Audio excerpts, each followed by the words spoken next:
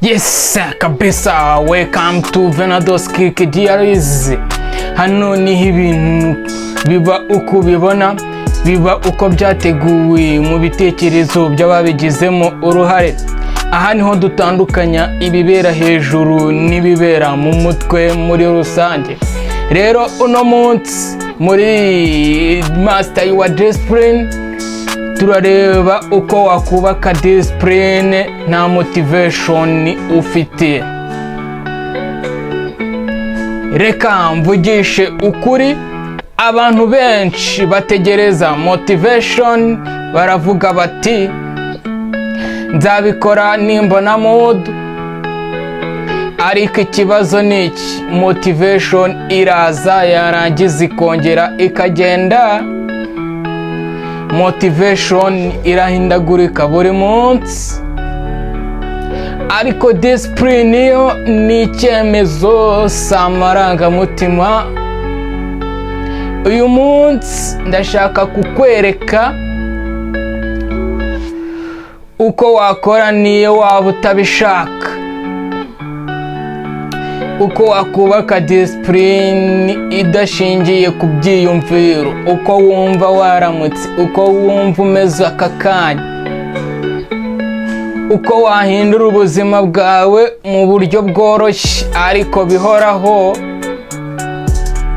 Iyi si video yo kugutera morale, ni video yo kukubaka mu buryo busanzwe. Rero reka dutangire na segment 1, kuki motivation igushuka. Tangira uno munsi udashukwa na motivation,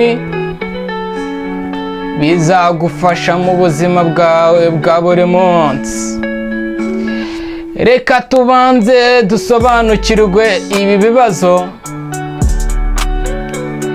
Kuki motivation iza igihe ibintu bimeze neza?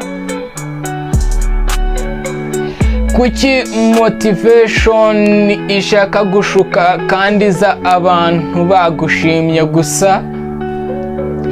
Kuki motivation iza iyo wumva ufite imbaraga waba nta mbaraga ufite ikagenda? Kuki iyo wumva unaniwe ya motivation yawe igenda, none wowe ukaba ushaka kuyigenderaho? Ese niko uzumva ko buri gihe uzumva ufite imbaraga? Kuki iyo motivation yawe iza iyo nta result ufite ikagenda? Waba wabonye result nziza ikahaguma? Rero iyo nta muntu wakubonye ari motivation ufite yonyine, iragenda. Yamara kugenda kuko ariyo wishingikirijeho, ubuzima bwawe buba buri muri reaction. Si gahunda ya buri munsi uba warihaye bikaza kukwangiriza ubuzima, bikarangira ya ntego wari ufite utayigezeho. Rero discipline yo ikora niyo wumva utishimiye nta mbaraga ufite, igakora niyo wumva nta result wabonye, igakora niyo waba uri mu bwigunge, abantu bakubwira nabi, bagukubita comment zikomeye zikakaye zikubwira ati ntaho uzagera. Iyo ufite discipline uhangana nabo kandi ugakomeza. Somo twagakuyemo hano rero, ntukubake ejo hawe hazaza ku kintu cyiza rimwe gusa,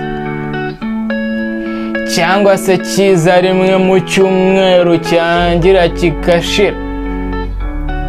Ubaka ku kintu kizahoraho, ku buryo uno munsi nutangira n'ibintu bikomeye, ejo bizaba ari ibintu bikoroheye kandi ubona inyungu zigaragara.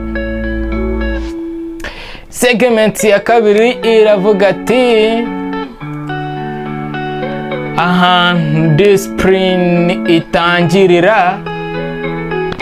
Abantu benshi batekereza ko discipline ari ukwifata ari ukwiyima ibintu byose, ari ukwibabaza, abo ngabo bose gira gutya ni oya. Discipline itangira kuri decision ntoya wafashe, kandi iyo decision yawe ukayikora buri munsi.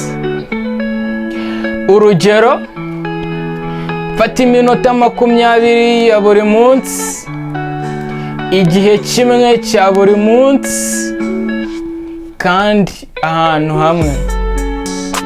Ntutangire uvuga uti nzahindura ubuzima bwanjye bwose. Tangira uvuga uti nzubaka akamenyero kamwe.